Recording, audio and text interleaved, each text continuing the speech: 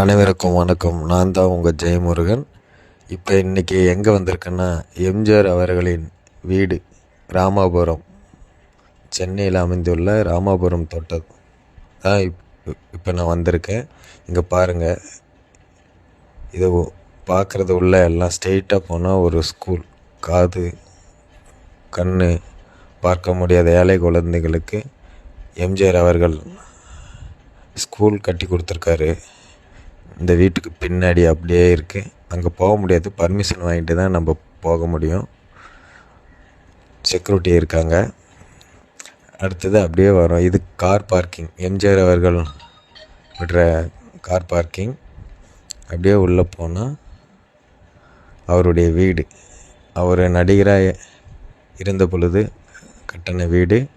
அப்போ அவர் உதயசூரியன் கட்சியில்